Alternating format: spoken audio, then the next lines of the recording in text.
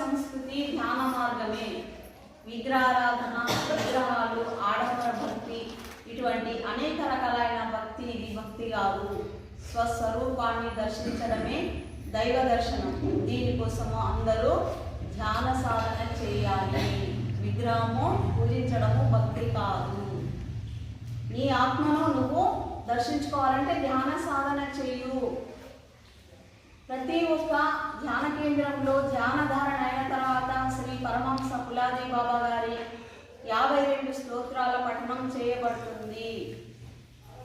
దాని తర్వాత హారతి, ప్రసాద దానం జరుగుతుంది.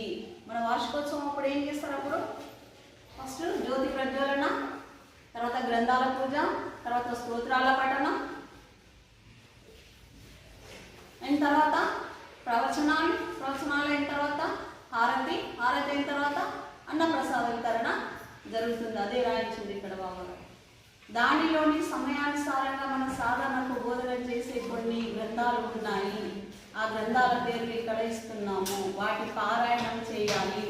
వారానికి ఒకరోజు మీ వీలుని బట్టి దీనికి కేటాయించుకోవాలి. వచ్చిందా ఇక్కడ? వారానికి ఒకరోజు గ్రంథ పారాయణము మీ సమయాన్ని బట్టి వీలుని బట్టి పెట్టుకోండి అంటున్నారు బాబా గారు. ఇక్కడ అవి గ్రంథాలు ఏమి ఇక్కడ మనకు తెలుగులో దొరకలేదు. నేను చాలా వెతికాను ఈ గ్రంథాల కోసము.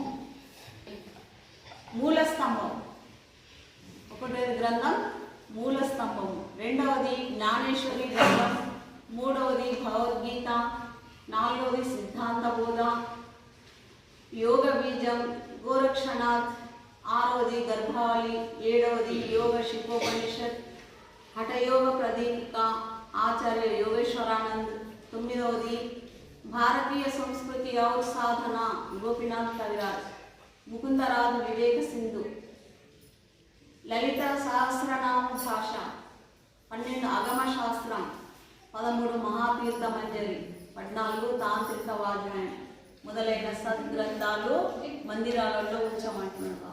పట్నాపూర్లో ఉన్నాయి 200కు పైగా గ్రంథాలు ఉన్నాయి. అల్మార్లలో ఉన్నాయి. బాబా గారు ఉన్నప్పుడే దాన్ని ఓపెన్ ప్రారంభం చేయడం జరిగింది.